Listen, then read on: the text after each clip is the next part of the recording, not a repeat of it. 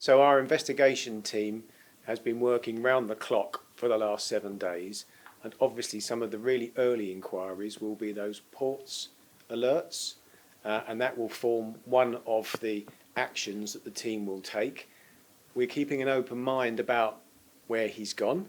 We're obviously following the evidence, but we are making sure that anything that we need to do in terms of our European colleagues and the borders is in place.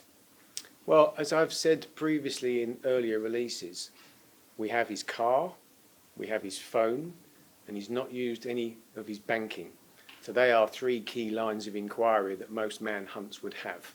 So we are very reliant on the public and continue to appeal to the public to come forward with any information that they've got about where Ezedi is, who's looking after him, and what we can do then is take very quick action.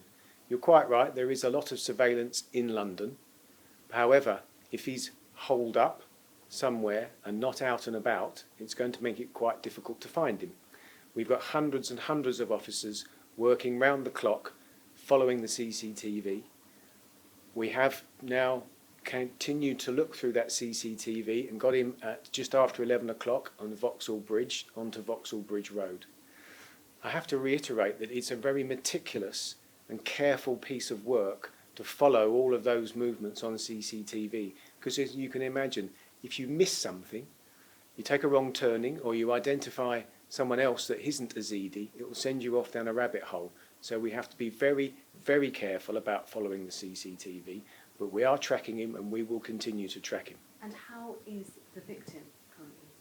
Well, we're 7 days on, as you know.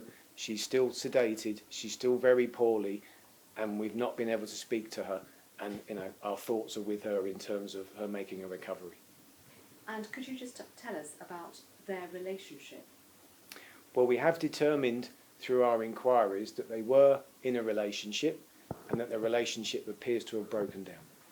We've not been able to speak to her or him.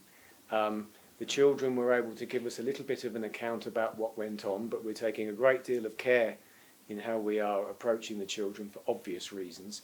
So there's not a great deal that I can release to you at the moment about exactly the movements that evening just before the attack. We do know that they were arranging to meet and that they did get in the car and that the attack took place in the car, as you will have seen from the CCTV.